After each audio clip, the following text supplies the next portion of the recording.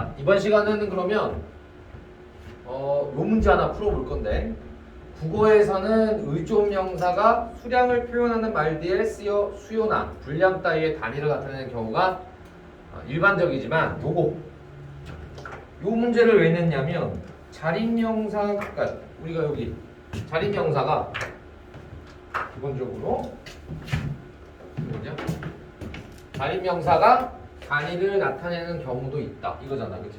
이 문제 왜 냈냐면 일반 명사하고 의존 명사하고 같이 쓰이는 경우가 있으니까 예를 들자면 어떤 게 같이 쓰이느냐 그것 때문에 문제를 낸 거죠. 자, 우리가 예를 들어서 의존 명사라 함은 올해 9살이다지, 그지? 그 다음에 이 부분이겠지.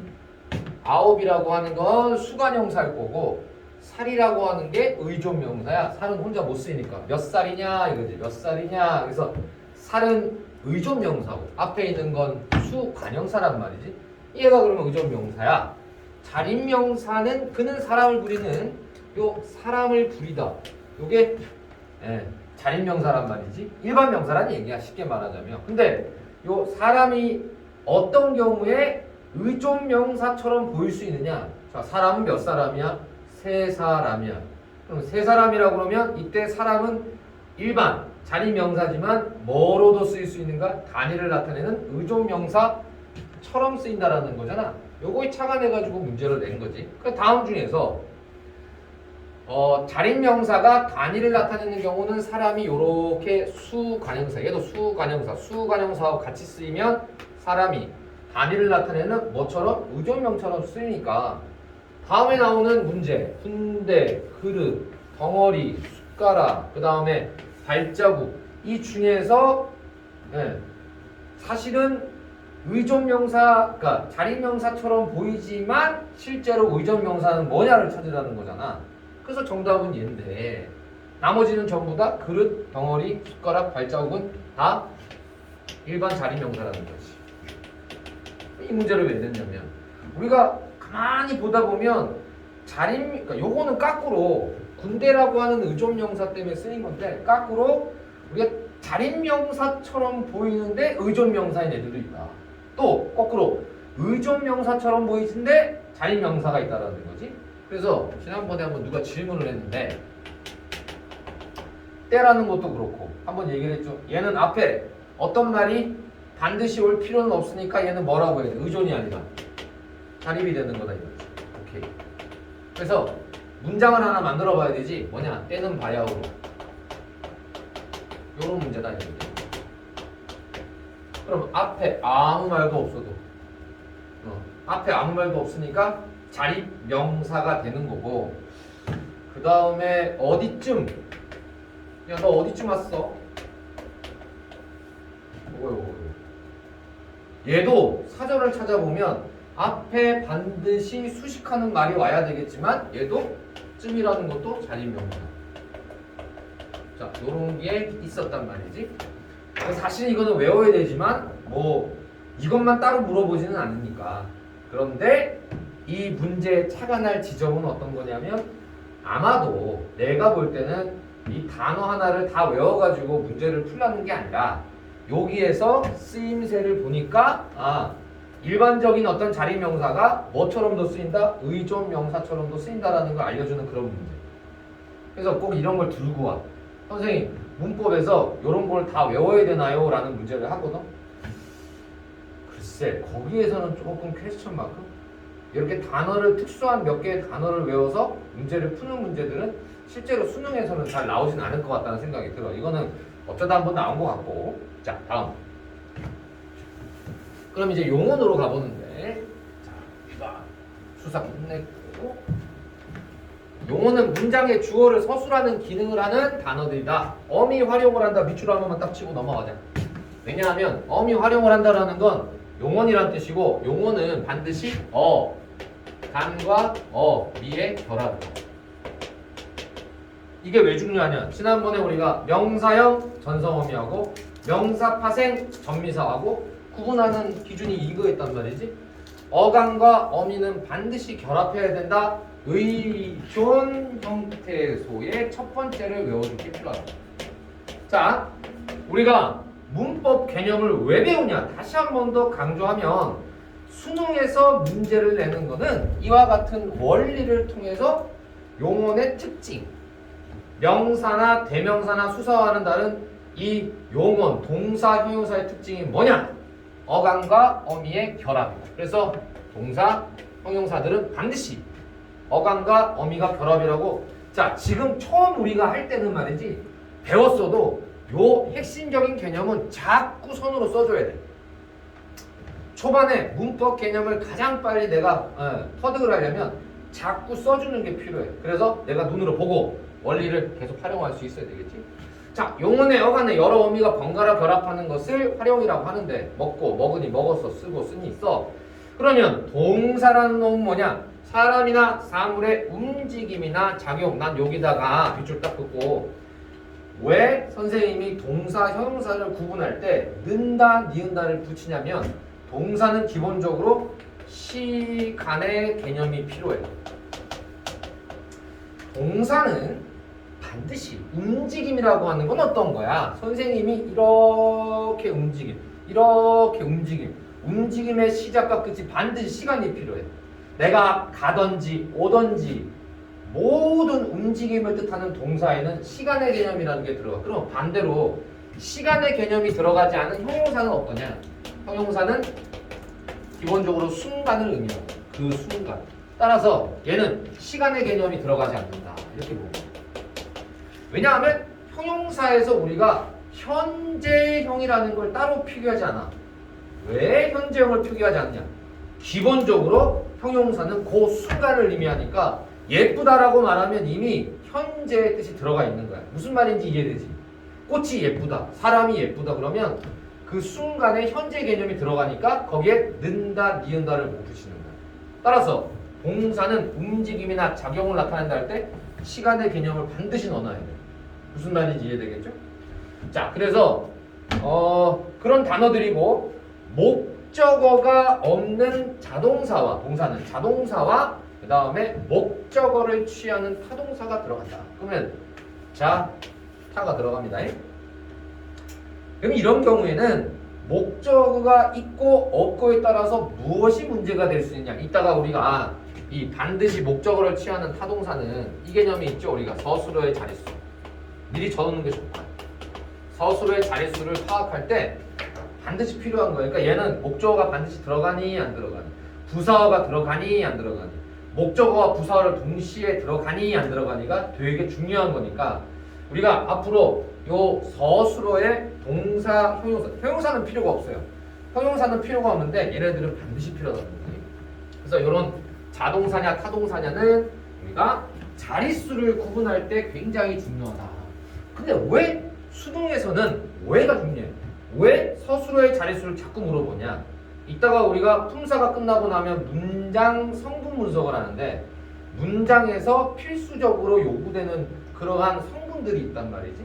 그럼 그걸 결정하는 건 누구냐면 주어나 목적어나 부사어가 아니라 오로지 서술어가 다 정한단 말이야. 그래서 서술어의 성격에 따라서 자동사, 타동사, 그 다음에 필수적 부사어가 필요한 놈, 아닌 놈, 목적어와 필수적 부사가 동시에 필요한 놈, 아닌 놈. 요거는 서술어가 이제 좌지우지한단 말이야. 그래서 필요하다. 자, 그 다음에 형용사는 사람이나 사물의 성질이나 상태를 나타내는 애란 말이야. 이건 어렵지 않죠. 그래서 이게 이제 핵심이야. 동사와 형용사의 구분은 어떻게 하냐. 어려울 때는 어떻게 하면 좋으냐. 그래서 선생님이 첫 번째다 뭘 올려놨냐면 어간에다가 용언의 어간에다가 는다, 니은다를 붙이라는 게 가장 첫 번째예요. 이게 이제 현재 시제 선어말 어미가 됩니다.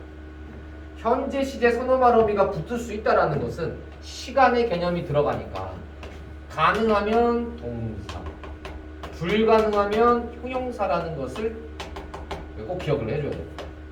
그래서 첫 번째 기준이 뭐냐면 는다, 니은다를 붙이라는 거야. 예쁜다, 안 된다라는 거예요. 그래서 형용사에서 예쁜다가 될 수 없다.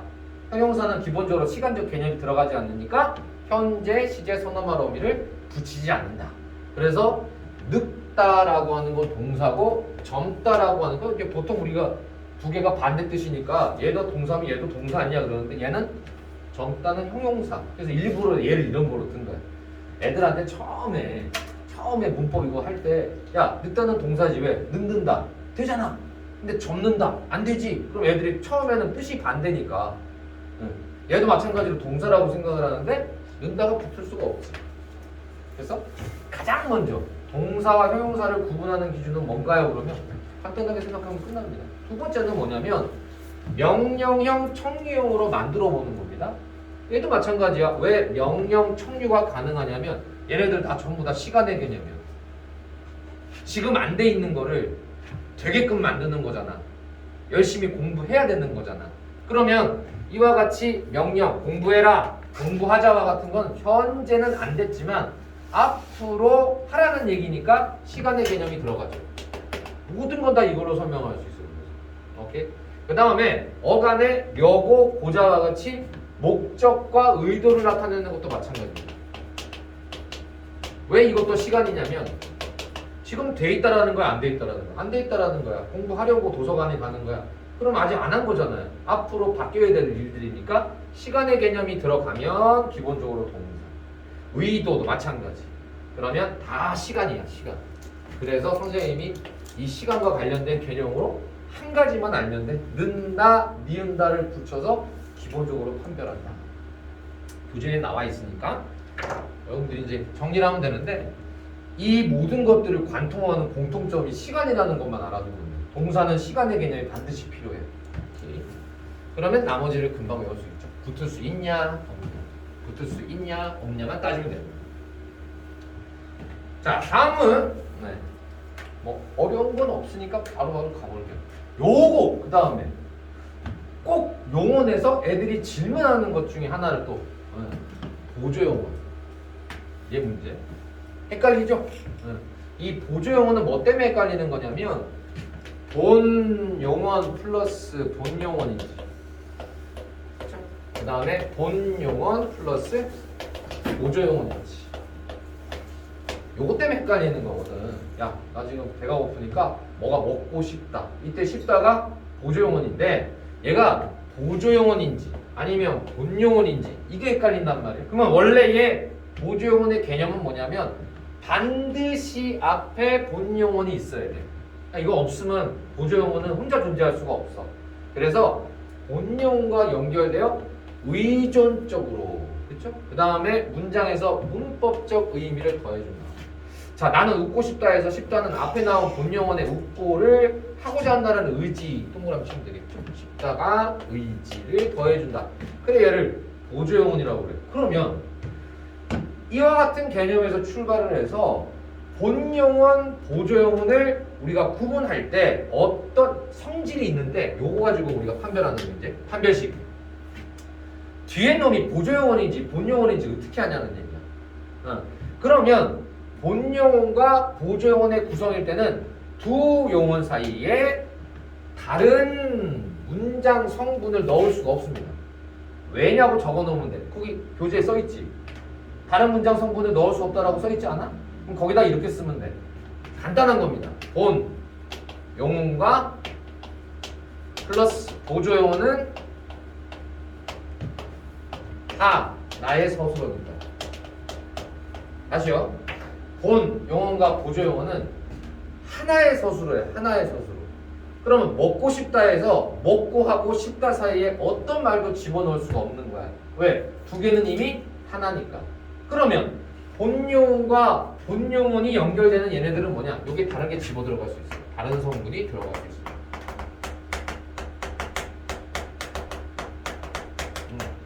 왜냐하면 본용언과 본용언으로 구성이 되면 얘네들은 하나의 서술어일까? 두 개의 서술어일까? 얘네들은 두 개예요. 얘네들은 두 개의 서술어로 가야 돼요. 자, 얘네들은 하나의 서술어. 이게 차이예요.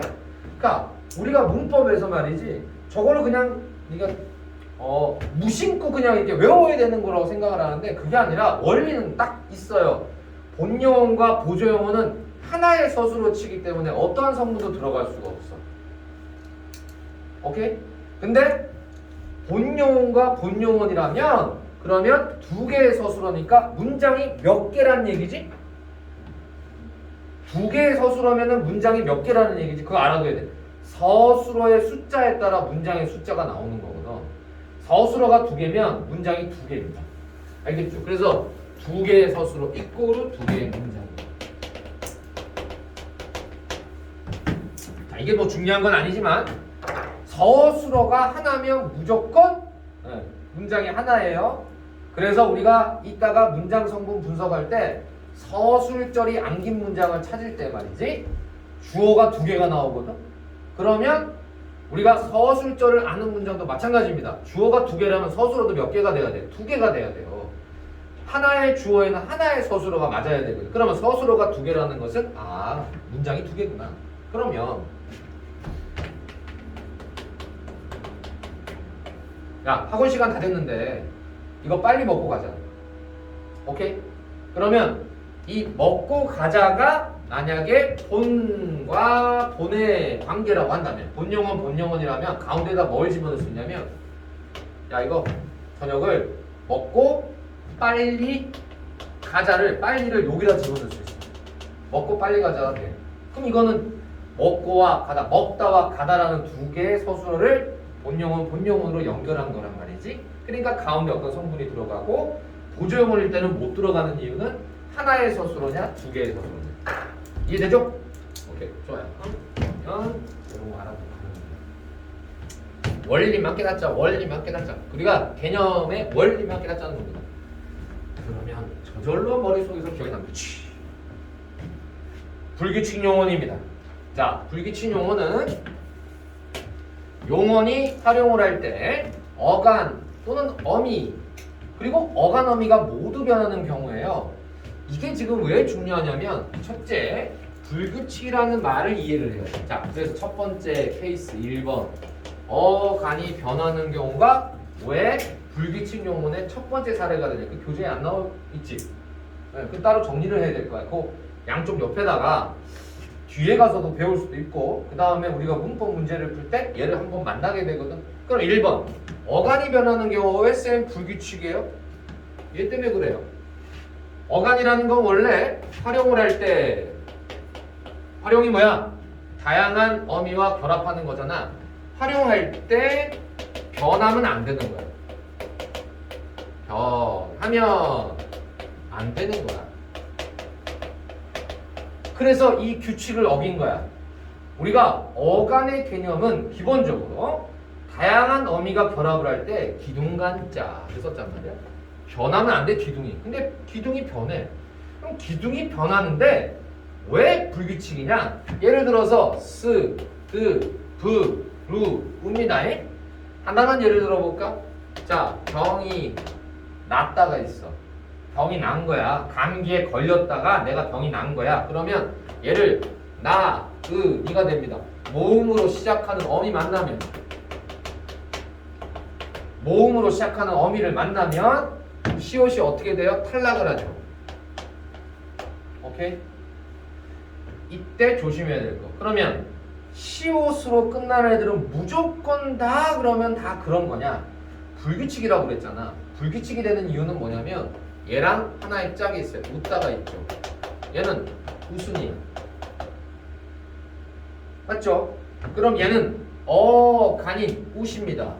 얘가 뒤에 모음으로 시작하는 똑같은 환경에서 시옷이 탈락했어? 안 했어? 안 했죠? 요거죠. 그러니까 중세 국어 배울 때도 요 시옷 받침이 원래는 반치음인데 이 반치음인 놈이 소멸됨에 따라서 라는 설명을 해. 그건 중세국어 때 배우는 거지만 중세국어에도 보면 받침이 이 반치음으로 가는 놈이 있고 그냥 시옷인 놈이 있단 말이지. 이거가 남아가지고 지금 우리가 어떤 경우에는 어간이 변하지 않고 어떤 경우에는 어간이 변했다고. 그러니까 아예 표기 자체를 안 해주잖아. 그래서 다른 데로 써버린단 말이야. 요런 경우를 우리가 뭐라고 부른다? 불규칙이라고 하는 거야. 어떤 놈은 되고 어떤 놈은 안 되고. 그래서 우리가 기본적으로 영어도 마찬가지로 과거형을 표기를 할 때 ed를 붙이지. 근데 ed가 안 붙는 애들이 있어. 콤, 캠, 콤이란 말이지. 그럼 걔는 ed가 안 붙는다고. 걔를 우리가 뭐라고 불러야 돼? 걔가 불규칙인 거야. 이 D만 붙여가지고 과거형과 과거 분사형을 만들 수 있다면 그 문법에서 너무 좋은 거지. 외우지 않아도 골머리가 안 아프단 말이야. 근데 우리 국어도 마찬가지로 뭐다? 불규칙하게 활용되는 놈이 있더란 말이지. 이거를 우리가 불규칙 활용이라고 합니다. 자, 그러면 스드브루를 이해는 됐다면 선생님이 지난번에도 한번 얘기했지만 이거는 아예 외울 때 어떻게 외우는 게 좋으냐 써버리죠. 어간이 변하는 경우를 시옷일 때는 탈락, 그 다음에 디귿인 경우는 리을로 교체, 비읍일 경우는 오나 우로 교체.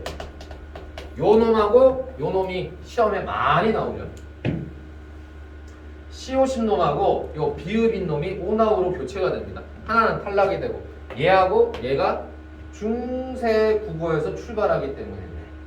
그래서 예전에 문법이 조금 강할 때가 있었어. 문법이 세게 나올 때. 문법이 세게 나올 때 얘네들하고 문제를 냈어요. 지금으로부터 한 6, 7년 전입니다. 문법이 세게 나올 때 이거 한번 물어봤을 때 애들이 불규칙 활용과 중세 국어에서 반치음. 얘는 반치음 때문에 그런 일이 벌어지는 거고 얘는 비읍 순경음 때문에 벌어지는 일이에요. 요 두 놈 가지고 문제를 냈죠. 머리를 빗어. 그 다음에 뭐뭐를 굽어. 이렇게 얘기를 했어. 이것 때문에 문제 나왔습니다. 세게 나옵니다. 그 다음에 르는 리을로 쓰시면 되고 우는 얘는 탈락합니다. 자, 이렇게 적어보자. 시옷은 탈락, 디귿은 리을로 교체, 비읍은 오낙으로 교체.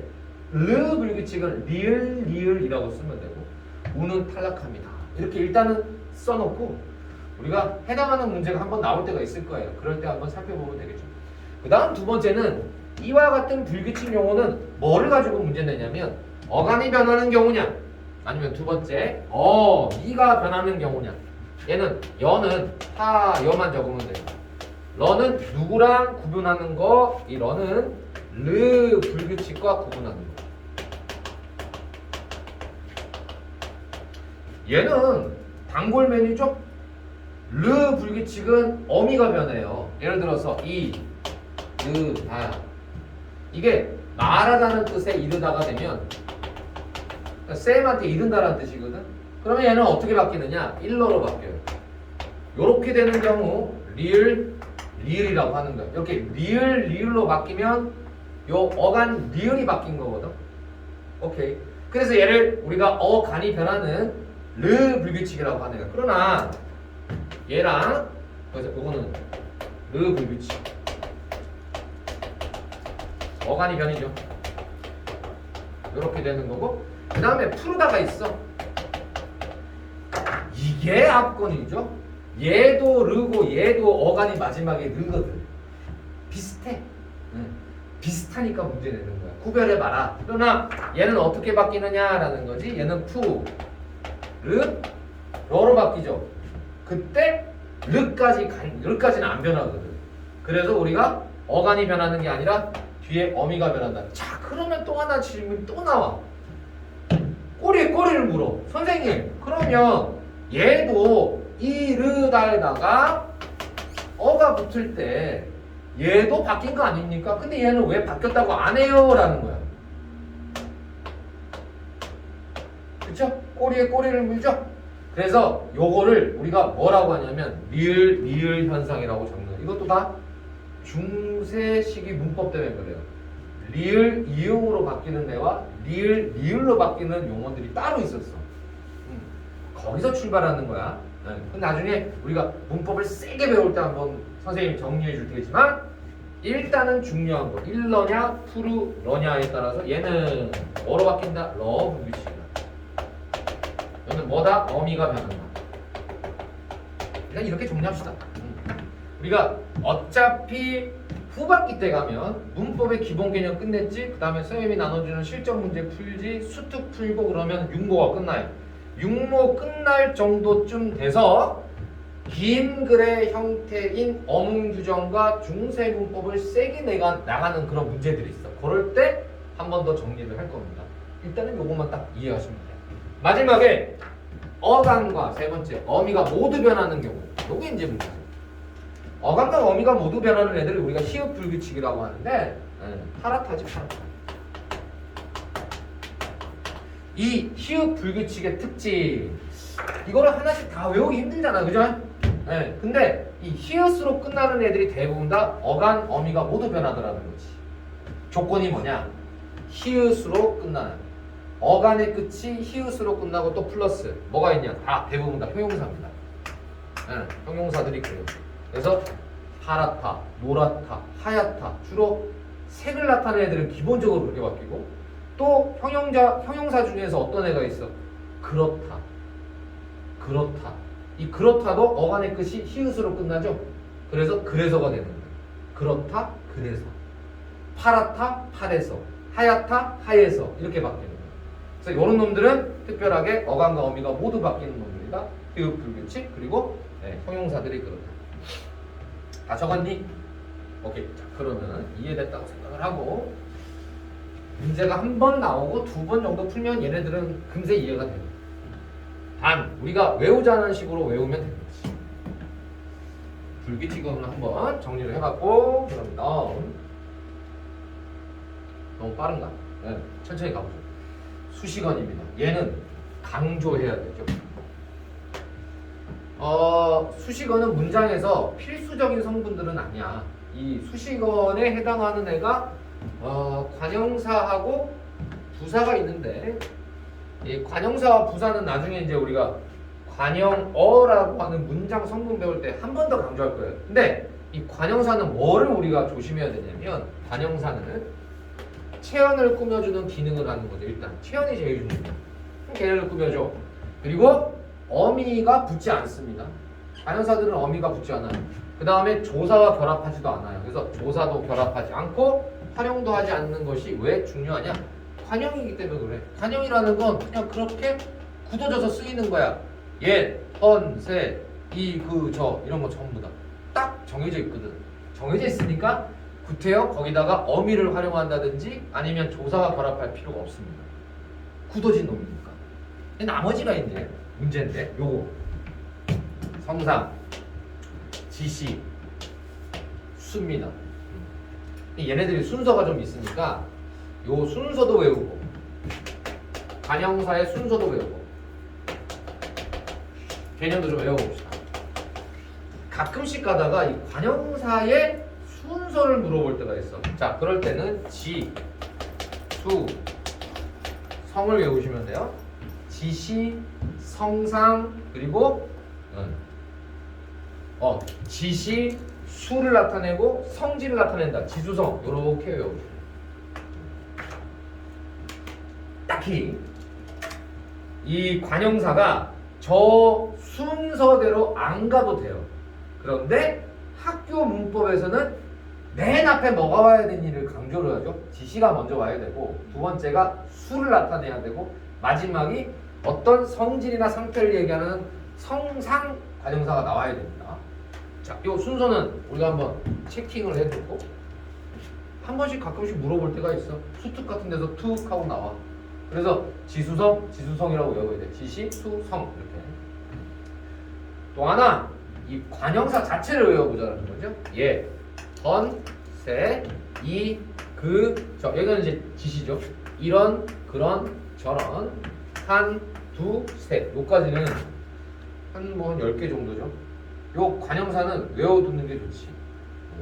느도 사실은 이 관형사인데 느 이런 것까지 다 마찬가지로 우리가 관형사니까 관형사의 종류와 순서는 한 번만이라도 좀 눈으로 볼 필요가 있다. 아, 이게 관형사구나. 얘네들은 형태도 변하지 않고 활용도 하지 않으며 조사가 결합할 수 없다. 왜냐? 관형이니까. 굳어진 놈이니까. 그냥 외우는 겁니다. 그럼 두 번째, 꼭 이렇게 강조하고 나면 애들이 선생님 이 사전에 있는 그런 관형사를 다 외워야 됩니까? 이런 말이 있어요. 이것만 외우시면 돼요. 그냥 이 정도만 외우시면 돼. 이거라도 안 외워서 문제인 거지. 아, 이게 관형이구나, 붙었구나 이렇게 되는 거예요. 조사가 결합하지 않는 거는 꼭 기억하시고, 그죠? 요거는 나중에 대명사나 수사와 구분할 때 구분하는 문제에서 한 번은 만나게 돼요. 그래서 형태는 같은데 지시대명사냐, 지시관형사냐, 수관형사냐, 수사냐. 앞에서도 얘기했던 부분이지만 조사와 결합하지 않는다는 특징 하나로 우리가 문제를 풀어 제낄 수가 있습니다. 자, 이게 개념이고 다음 파트로 넘어갑니다. 그러면 이제 관형사하고 부사가 나오지 않니? 요 부사는 얘는 수식하는 범위가 문제예요. 자, 수식하는 범위. 이 부사라는 놈이 요겁니다. 요렇게 적고 부사가 수식하는 범위에 따라서 두 가지로 나눌 수 있어요. 요거는 꼭 기억.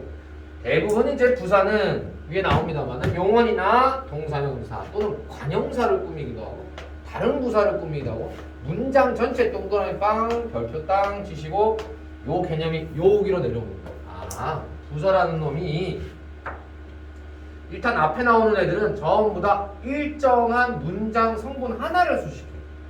네. 그래서 부사가 특정한 문장의 한 성분을 수식할 때는 우리가 성분부사라고 불러. 교재에 없을 거야. 그래서 성분부사라고 부르고 문장 전체를 수식할 때는 문장부사라고 그래. 요게 악건이죠. 그러면 우리가 성분을 분석하는지, 부사가 성분을 수식하는지, 아니면 문장 전체를 수식하는지, 요게 조금 헷갈리잖아요. 그렇죠? 그럴 경우에는 외우는 게 좋겠지만 다행이라는 말도 있어요. 그치? 야, 다행히 오늘 학교에 늦지 않았다. 설마 배가 그랬겠어? 과연 너는 나의 제자로다. 자, 이런 말들이 전부 다 문장 전체를 수식하죠. 공통점이 있어. 그러니까 성분부사는 하나의 성분만 이제 수식하면 되니까 아무 문제가 없는데 문장 전체를 수식하는 이 문장부사인 경우에는 자, 요거 한마디만 적으면 되는 거예요. 말하는 이, 즉 타자의 심리 상태를 나타내는 거.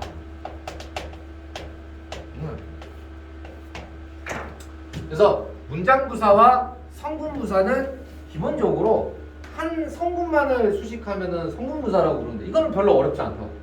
얘가 용언을 꾸미냐, 관형사를 꾸미냐, 또는 체언을 꾸미냐 이렇게 물어보니까 금방 찾아갈 수 있다고. 근데 문장부사는 성격 자체가 문장 전체를 수식할 때 말하는 사람의 심리 상태를 얘기를 하는 거야. 다행이다라는 건 뭐야? 안 될 줄 알았는데, 내가 지각할 줄 알았는데 다행히 지각을 안 한 거잖아. 안도의 한수. 그치? 그러니까 화자의 심리 상태를 말하는 애들은 대부분 다 문장부사로 간다는 겁니다. 뭔 말인지 알겠죠? 요런 게 부사죠. 나올 만한 것들만 한번 찝어보는 겁니다. 교재에는 선생님이 추가로 한 번 더 적으라고 한 거고. 다음 파트는 그러면 이제 수식어는 어느 정도로 끝났고요. 관형사, 부사, 관계어으로 들어가 볼게. 자, 관계어는 주로 체언에 붙어요. 그래서 체언 플러스 조사와 결합한다라는 게 바로 관계라는 게 그건 뭐냐? 관계는 그 말과 다른 말의 관계를 표시하는 단어들이다. 그래서 문장에서는 자립적으로 쓰이지 않습니다. 의존 형태소죠. 하지만 자립성 있는 말 뒤에 붙어서 쓰인다. 그래서 조사라는 거는 있는데 예를 들어서 격조사를 한번 정리를 해보자. 선생님이 격조사를 정리해놨으니까 이것도 아마 지금 교재에 없을 거야. 그냥 한 번에 나온 김에 이 격조사를 한번 털어보자는 거지. 탈탈탈 양국기처럼 털어보면 일단은 주격조사는 몇 개라고 외우면 되냐면 4개라고 외워야 돼. 네. 주격조사 써봐봐. 주격조사는 이가 깨서 에서. 그러면 이가는 모를 일은 없고 깨서는 언제로? 존대, 높임. 그 다음에 에서는 뭐냐? 집단, 단체를 말해요. 그러면 집단, 단체를 말하는 이가 깨서 에서에서 에서는 뭐랑 문제를 잘 내겠니? 에서가 뭐랑 닮았니? 거기 보면 부사격 조사하고 똑같은 형태를 지니고 있죠? 격조사는 말이죠. 문제의 키포인트가 형태가 같은데 어떨 때는 주격조사고 어떨 때는 부사격조사인지를 헷갈리게 하는 거야. 그렇죠? 그래서 품사 구분의 문제는 기본적으로 어떤 원리를 지켜야 되냐면 품사 구분의 문제들은 대부분 다 뭐야? 얘네들은 문장 성분 분석이야. 그래서 애들이 들고 와. 어떻게 들고 오냐면 쌤 저는요 품사 파트가 약해요. 그럼 나는 딱 한마디 하지. 너 품사가 약한 게 아니야. 문장 성분 분석이 약한 거예요. 제가 왜 문장 분석 성분이 약해요? 품사가 약하다니까요? 형태소가 약하다니까요? 아니 형태소와 품사 문제는 그 마지막 종착역 서울역이 어디냐면 문장 성분 분석입니다. 형태가 같은데 얘가 주어인지 얘가 부사원지를 구분해야 격조사를 나눌 수가 있어. 자 그럼 선생님 요 집단이나 단체는 왜 예외적으로 부사격 조사가 닮은 애서라고 쓰죠? 학교에서 집에 학교에서 어머니께 학교에서 부모님께 성적 통지서를 보냈다. 자 그럼 보내다라고 하는 그 서술어가 있어. 학교에서 뭐를 보낸 거야? 가정통신문을 보낸 거야. 그럼 목적어도 있어. 서술어도 있고 그러니까 목적어도 있어. 근데 주어가 없네. 어디에서 보냈냐? 학교에서 보낸 거야. 그러면 왜 여기다가 부사격 조사를 쓰냐 말이지.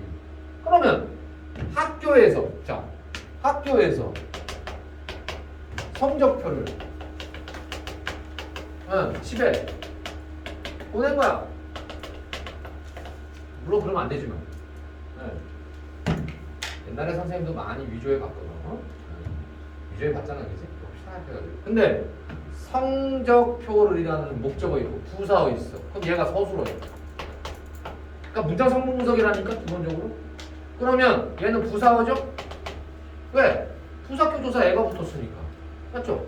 그 다음에 르리죠? 목적어죠? 왜? 목적격 조사 붙었으니까 채연에. 이게 격조사야. 그러면 얘는 뭐냐 이 말이지. 그러면 주어가 없는 거야. 누가 보낸 거야? 보낸 주체가 없네?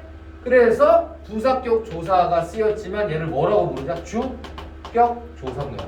이 주격 조사로 인정할 때는 단서가 있어. 아무렇게나 붙이는 게 아니라 집단이나 단체인 경우에만 해서가 붙습니다. 요거죠. 그래서 이, 가, 깨서, 에서 4개를 외우는 겁니다. 복격조사.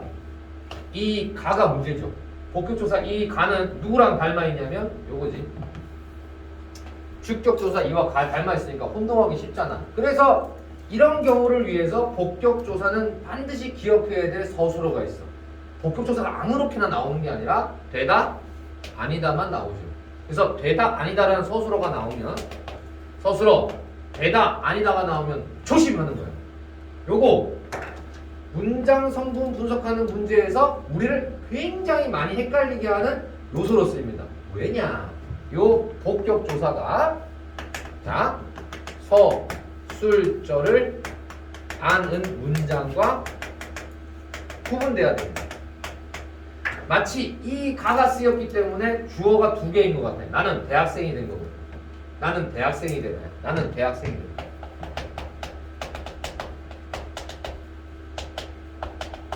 자, 요 대다라는 서술어가 나오면 앞에 있는 놈은 무조건 보호라고 해야 돼. 얘는 뭐라고 해야 돼? 주어라고 해야 되죠. 그래서 얘는 무슨 문장이 되냐면 서술절을 아는 문장이 아니라 그냥 얘는 혼문장이에요. 주어와 서술어가 딱 하나씩 대응하는 혼문장이에요. 그러면 서술절을 아는 문장과 어떻게 구분해야 되느냐? 서술절을 아는 문장은 되다 아니다가 안 쓰여요. 되다 아니다가 아닌 다른 거로 갑니다. 뭐가 쓰입니까? 서술절을 아는 문장? 자, 복잡하게 지워볼게. 그런 문장을 하나 선생님이 이제 쓰면 되죠.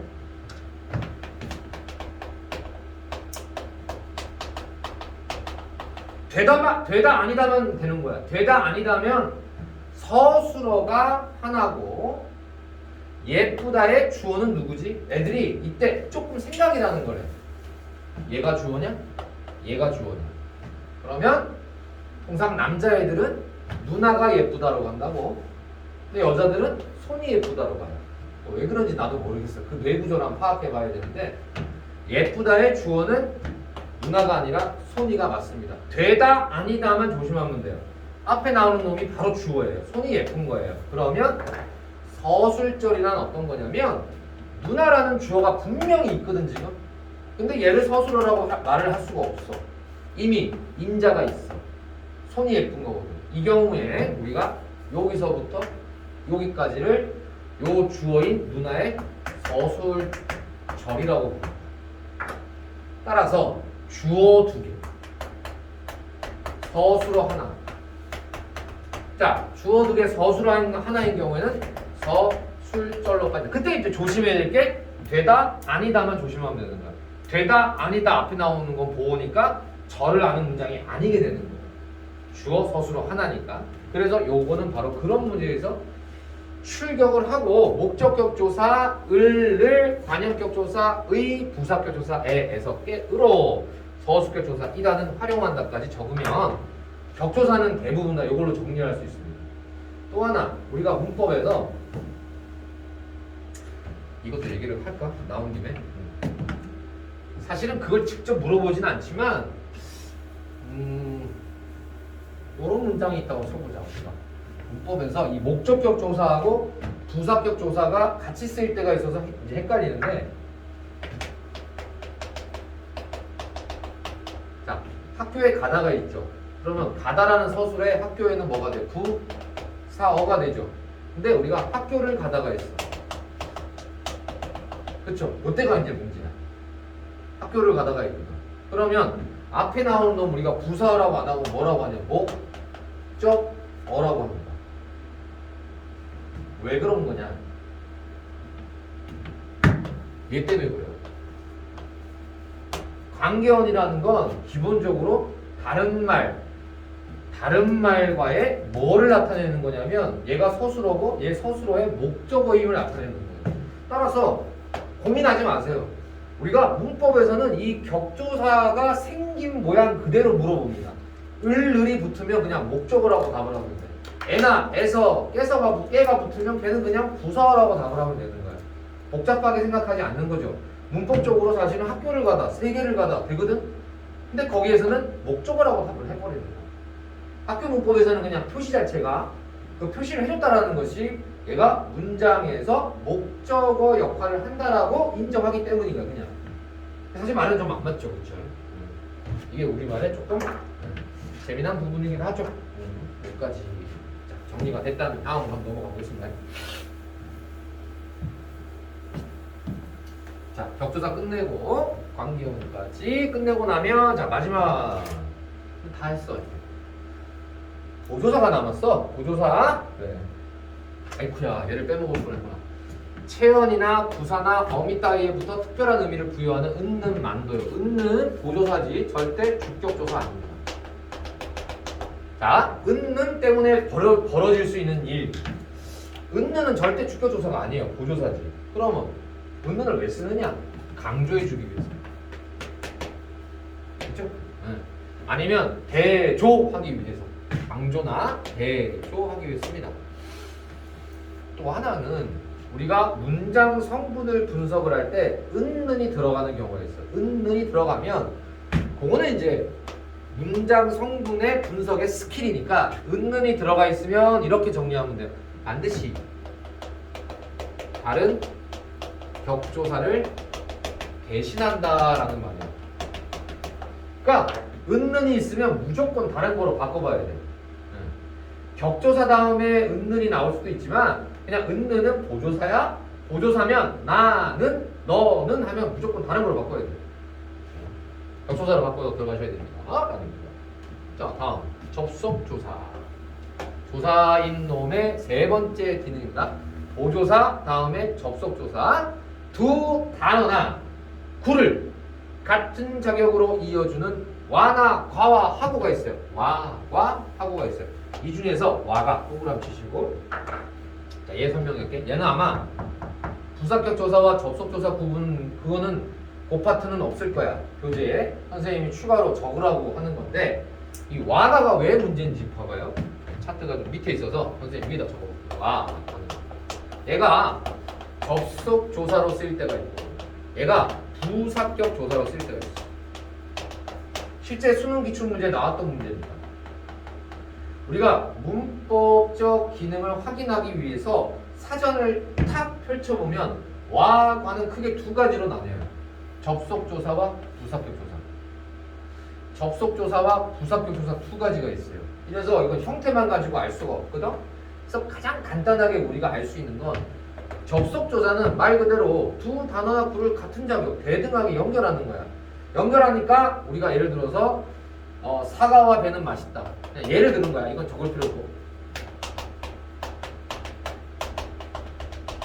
사실 이 문장은 두 문장은 하나로 합친 거예요.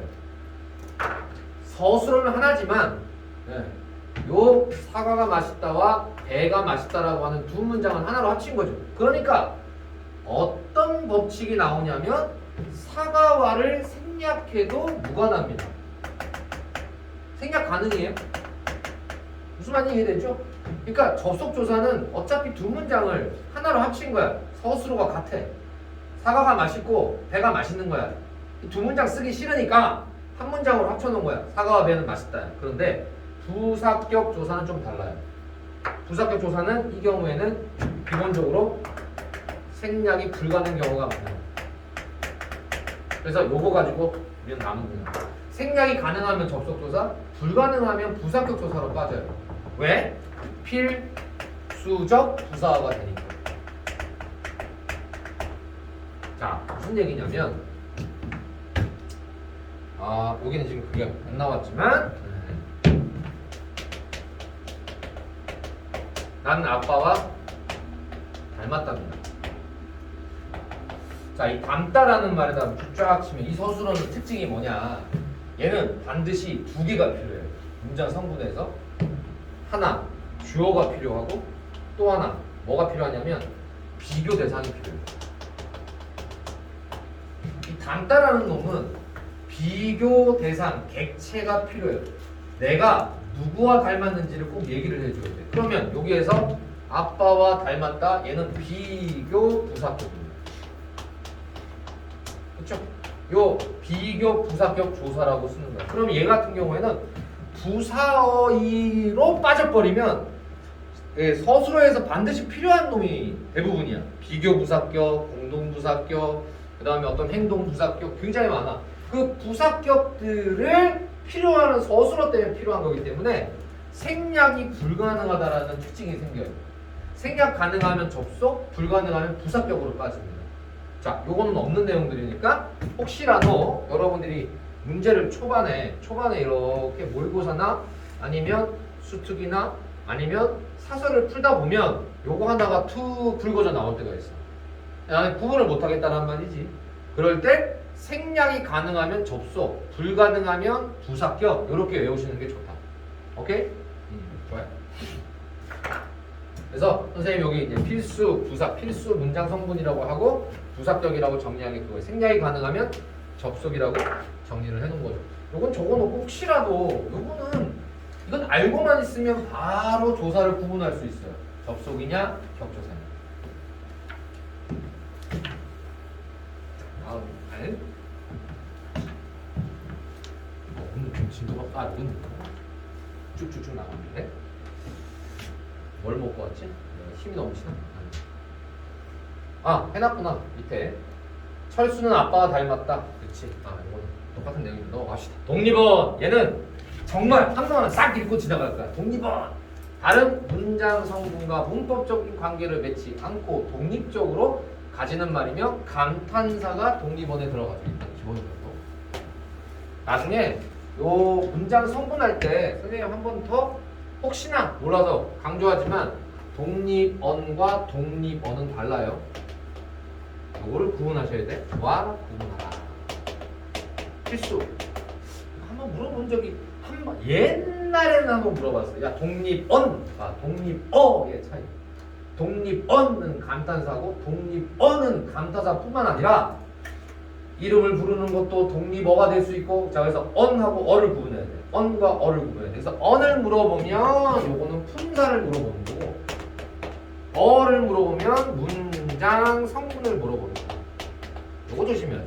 말이 좀 비슷하니까 독립언, 독립어, 독립언은 품사, 독립어는 문장 성분입니다. 얘도 마찬가지로 조사와 결합이 불가능한 거예요. 원래 독립어는 이 감탄사는 결합이 불가능한 관형사와 똑같습니다. 왜? 얘는 정해져 있어요. 얘도. 감탄사는 꼴이 정해져 있어. 그러니까 거기를 뭐 조사가 붙거나 어미를 활용하거나 불가능한 거예요. 그냥 감탄사라고 합니다. 자, 필요한 것들은 선생님이 빠르게 촥촥촥촥 정리한 거예요. 이거 가지고 시간 끌진 않아요. 쌤도 그냥 요런 거 그냥 싹 한 번에 정리가 끝날 수 있습니다. 자, 문제가 나왔네. 기출 문제 몇 번인지는 아마 그 밑에 있을 겁니다. 이 문제를 풀기 위해서 필요한 건 뭐냐? 자, 첫째, 가라고 하는 놈이 조사인데 받침이 있는 체언 뒤에 붙는다라는 말이 나오잖아. 요런 거 조심. 야, 이 문법적인 문제가 나올 때 조심해야 되는 게 어떤 거냐면 요런 거 있죠? 이런 거 놓치시면 안 돼. 그럼 와는 뭐야? 받침이 없는 이대가 되겠죠. 받침이 있으면 바로 가는 겁니다. 그 다음에 또 하나, 체언이 앞에 있어야 됩니다. 라는 거지. 다른 것과 비교하거나 기준으로 삼는 대상임을 나타내는 격조사. 아까 얘기했던 담다가 있잖아요. 이걸 우리가 뭐라고 하냐면 비교 부사격 조사라고 부릅니다. 이 경우에 담다라는 놈은 주어 이외에 반드시 필수적 부사어가 와야 돼. 오케이? 두 번째, 이런 경우에 부사격 조사도 있고 또 하나가 뭐가 있냐고 봤더니 그러니까 사전에 있는 내용이야. 사전에 있는 내용을 이렇게 따온 거야. 사전 정보 활용하기 문제가 되는 거지. 이런 문제 나오면 초반에 너희들이 사전 정보 활용하기 문제가 나왔을 때 실수하는 거 하나만 물어보는 게 아니야. 2개, 3개를 반드시 물어봐요. 그래서 나는 이런 유형이 일단은 우리가 모의고사에서 출제가 될 때 선생님이 주목하라는 건 뭐냐? 1번 문법적 사항. 이것도 중요해요. 문법적 사항도 중요하고 두 번째는 뭐냐면 이거 2번 내용. 이거 잘 붙여요. 요거는 문법적 사항은 기가 막히게 잘 보는데 내용적인 걸 빼먹어요. 내용적인 걸 빼먹어서 선지 구성을 보면 내용에 대한 문제가 나올 때가 있다고? 그거 놓치는 경우가 많아. 문법적인 경우만 봅니다. 문법적인 것만 파니까 문법적인 것만 보여. 내용적인 것을 물어볼 때 사전 활용하기 문제에서 애들이 많이 틀리니까 이런 거는 사전 정보 활용하기 문제에서 사전 정보 활용하는 문제가 뭐냐면 이런 게 사전 정보 활용하는 거야. 사전에 있는 걸 그대로 따오는 거야. 표준국어 대사전에 있는 내용을 그대로 딱 따와서 문제를 딱 내는 거야. 내용, 다시 한번 얘기한다. 문법적인 건 맞췄는데 내용적인 게 틀려가지고 오면 속상하단 말이지. 내용 반드시 이렇게 풀어라. 자, 그 다음에 일 따위를 함께 한다 이랬어요. 자, 함께라는 말 동그라미 치면 됩니다. 이걸 공동부사격이라고 합니다. 함께 한다는 말 때문에 공동부사격이라고. 그럼 여기서 이제 문제가 되는 건 뭐냐? 나는 방에서 동생과 조용히 공부했다. 자, 그럼 여기서 동생과라는 놈이 문제죠. 배운 거 한번 써먹어보자. 이 동생과라고 했을 때 얘가 격조사냐 아니면 접속조사냐? 이 문제가 생기겠죠? 그래서 앞에서 뭐라고 그래서 접속조사인 경우에는 생략이 가능하고 격조사일 경우에는 생략이 불가능하다고 그랬죠. 그래서 질문을 어떤 애가 했어요. 요게 조금 문제가 있긴 있어요. 나는 방에서 조용히 공부했다. 되니 안 되니? 되죠? 그래서 요 표준국어 대사전 이 기출 문제가 예전 문제인데 바뀝니다. 어떻게 바뀌느냐? 수특에서 이렇게 바꿔놔요. 나는 방에서 동생과 여기다가 집어넣어요. 뭐를? 함께. 이렇게 바꾸더라고. 함께라는 말을 반드시 집어넣어. 함께라는 말 때문에 공동부사격이 되는 거예요. 쌤이 분명히 접속조사는 나는 동생과 방에서 공부했다. 그러면 동생과가 생략돼도 문장이 똑같지 않나요? 자, 근데 그건 아니다. 함께라는 말을 꼭 집어넣어서 의심의 여지를 제거하더라고요. 함께가 들어가 있어요. 그럼 무조건 공동부사격이에요. 그래서 내가 함께라는 말에다 동그라미 치라고 한 거예요. 함께라면 그러면 격조사가 접속조사가 아니다. 자, 그 다음에 상대로 하는 대상임을 나타낸다 그랬죠. 이게 대상을 나타내는 대상 부사격 조사입니다. 요게 재밌었어. 이게 이제 내용과 관련된 문제인데 쌤 위에 거는 알겠어요. 닮다라든지 뭐 공부했다, 함께 공부했다라든지 이건 알겠는데 얘는 뭐죠? 상대가 필요해. 그는 거대한 폭력 조직과 맞섰다. 자, 이 맞섰다라는 서술어 때문에 그래. 무슨 말이냐? 맞설려면 대상이 필요하거든? 무슨 말이냐면 이거지. 상대가 필요하거든? 나 혼자서 맞설 수는 없어. 나는 맞섰다. 누구와? 나는 맞섰다. 무엇과? 이게 반드시 필요하죠. 그래서 얘는 뭐가 되냐? 필수적 부사가 되는 거야. 뭐 때문에? 이 서술어 때문에. 맞서다라는 놈은 반드시 대상이 필요해. 이거와 비슷한 게 뭐야? 반드시 두 사람이서 해야 되는 거. 지금 맞섰다랑 비슷한 거. 반드시 두 명이랑 필요한 거. 반드시 두 명이 필요한 거. 반드시 두 명이 필요한 서술. 뭘 하는데 두 명이 필요해. 혼자 하는 게 아니라 두 명이 필요한 거. 내가 너무 목소리가 싸우는 것처럼 말했나? 전투적인가? 싸운다라는 것은 혼자 되냐? 그럼 내가 누구누구와 싸웠다도 대상 부사격이죠. 무슨 말인지 이해되니? 대상이 필요한 거야. 싸우다도 마찬가지로 누구와 싸워야지 혼자 싸울 수는 없는 거거든. 오케이? 자, 요런 게 내용과 관련된 문제를 문법적 사항과 결론 지어서 문제를 풀어야 되는 상당히 어떻게 보면 좀 꼼꼼하게 봐야 되는 그런 문제들. 이거 세밀하게 보지 않으면 조금 헷갈리는 그런 문제들이 될 수 있습니다. 자, 그 다음에 둘 이상의 사물을 같은 자격으로 이어준다 그러면 이건 이제 접속조사가 되는 거예요. 접속조사 얘기는 그냥 넘어가겠습니다. 책과 연필, 닭과 어울리는 그만 설명도 되겠죠. 받침이 없는 체형 뒤에는 와가 붙겠죠. 그래서 답은 금방 찾을 수 있어요. 하지만 너희들에게 강조하고 싶은 거 사전, 정보, 활용하기 문제는 섣불리 보다 보면 실수하기가 딱 좋아요. 네, 그거를 한 번 더 강조하는 문제지. 자, 잠깐 쉬었다가 그러면 다음 파트로 넘어가겠습니다.